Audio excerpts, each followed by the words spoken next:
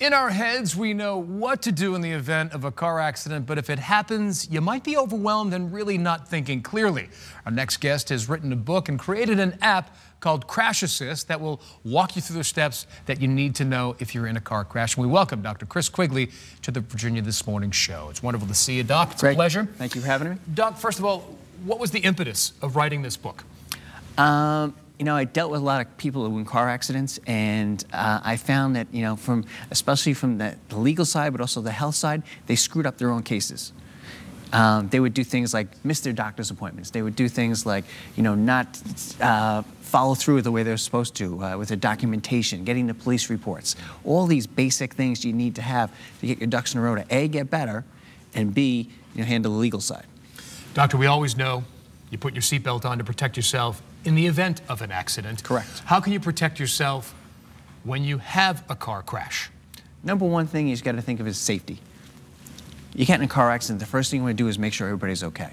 If there's, you know, you should really not move the cars unless there's something, an immediate safety thing. So first thing is safety, second thing, call the police.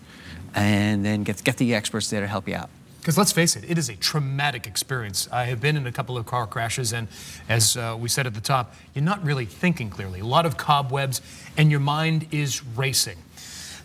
If and when you are okay and you get to leave the accident site, what are some steps that you need to take in the hours, maybe days, weeks following the crash? Number one thing is go to the doctor. You know, so many people say, "Oh, I feel great. You know, I feel great now," but then a couple of days later, the pain shows up.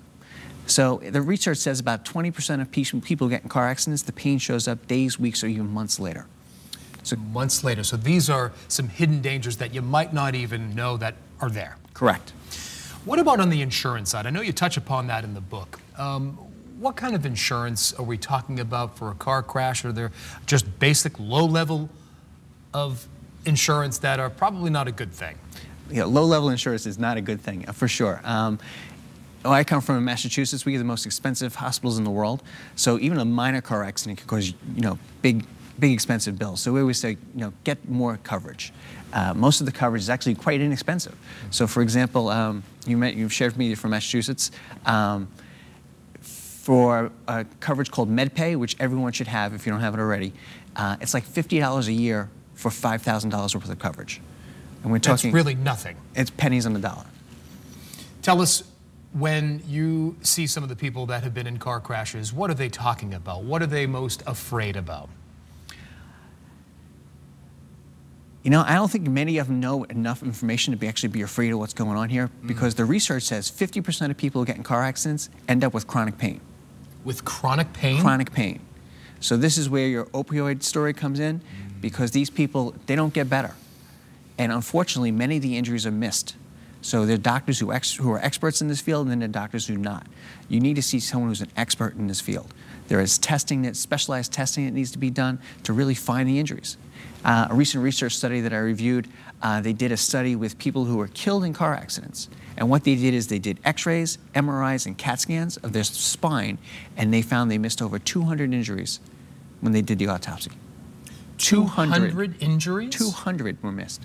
That's how common a missed injury is in car accidents. Are there some steps that a person can take before an accident, God forbid, ever happens, that will protect you on the flip side, on the other end? Number one thing is set up your car properly. The most important piece of safety equipment in your car that actually prevents injuries is your headrest. But the fact is, it only works unless it's in a 1/4 inch from your head. So most people are driving like this. We are. And there's this big gap back here between the headrest and your head, and now it's rendered inoperable, and at worst can actually exacerbate the injuries. I was going to say it'd be more dangerous. Exactly. So you want to get your head, you know, you want to be back with your head up against the headrest. That's number one. All right. Number two is obviously going to wear your seatbelt. But three is, especially if you're petite or too tall, you want to be not too close to that steering wheel and that airbag. If you're below 5'4" or above like 6'2", you have to make sure there's an appreciable space here between the steering wheel. Great example, I was in the car with my brother-in-law, who's about 6'2", and he's a California driver, and he's driving to the airport, and he's like this over the steering wheel. I'm like, dude, man, you're in bad shape here. That airbag comes out like a 200-pound, 200-pound punch. And then we're talking whiplash. Exactly, and or worse. We just have a few seconds left. How bad is whiplash? Again, 50% of people don't get better. That's documented in the research. So number one, you got to be aggressive. Go to the doctor, find an expert someone's really good with these injuries, and then do what they tell you. And then that could lead, as you said, the slippery slope of opioids. Right, absolutely. Right. Dr. Quigley, the book is called After the Car Crash. It's a fascinating read. We appreciate you coming in and coming down from Boston to talk with us about it. Greg, thank you for having me. Good luck with the book.